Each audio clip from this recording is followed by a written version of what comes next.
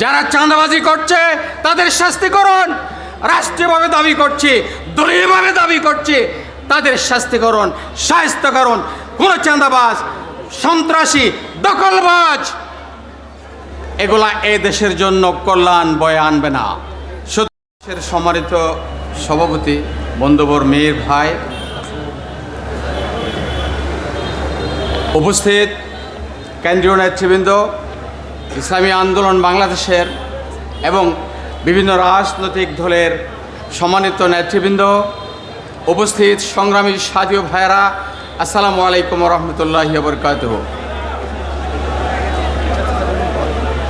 আবু সাইদ, মুগ্ধ, ওয়াসিম আকরাম সহ 1400 শহীদের রক্তের বিনিময়ে অর্জিত জুলাই গণ অভ্যুত্থানের মধ্য দিয়ে আমরা যে নতুন বাংলাদেশ পেয়েছিলাম, এই বাংলাদেশকে একটি সুখের শান্তির নীড় হিসাবে গড়ে তোলার জন্য এই দেশের মানুষ আশা করেছিল।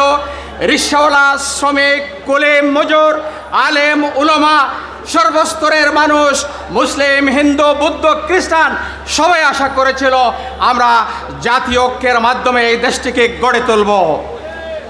সেইভাবে আমার বাংলাদেশ পার্টি শুরু থেকেই বলে আসছিল, এই একটি জাতীয় ঐক্য ছাড়া, সীসাডালা প্রাচীরের মতো জাতীয় ঐক্য ছাড়া আমরা উন্নয়ন করতে পারবো না, বিভক্ত থেকে আমরা পারবো না।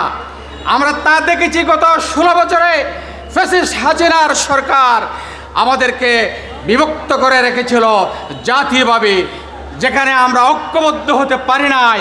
আমরা জুলাই গণ অভ্যুত্থানের মধ্য দিয়ে নতুন বাংলাদেশ অর্জন করে আশা করেছিলাম আমরা একটি জাতীয় ঐক্যের মাধ্যমে নতুন বাংলাদেশ গড়ে তুলব।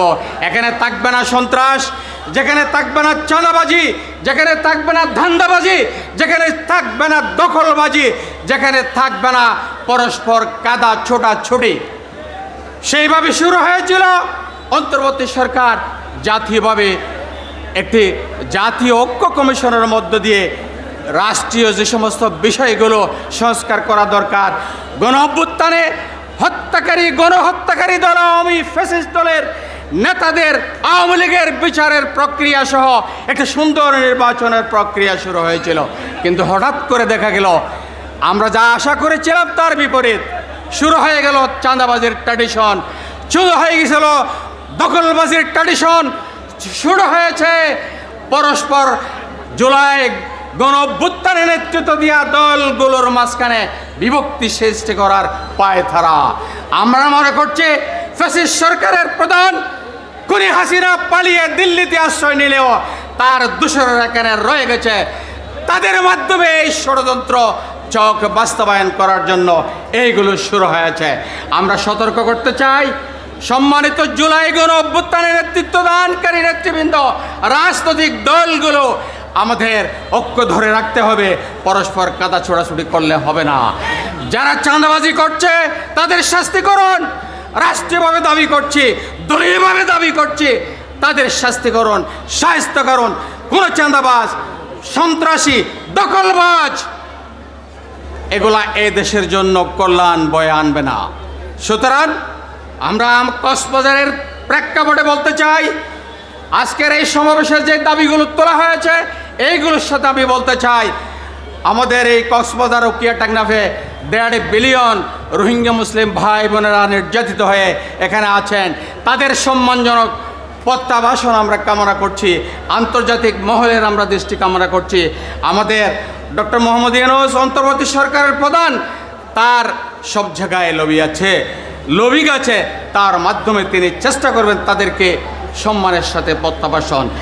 নতুন একটি ষড়যন্ত্র শুরু হয়েছে, সেই বিষয়ে আমি বলতে চাই, এই এলাকাকে ঘিরে পরাশক্তিগুলোর যুদ্ধ প্রস্তুতি চলছে, সেটা খেয়াল রাখতে হবে। মিয়ানমারে প্রক্সি যুদ্ধ শুরু হয়েছে, এটা আমার বাংলাদেশের জন্য ক্ষতিকর। রণক্ষেত্র হবে কক্সবাজার ও কিয়াটাংনাফ থেকে চট্টগ্রামের এই অঞ্চল।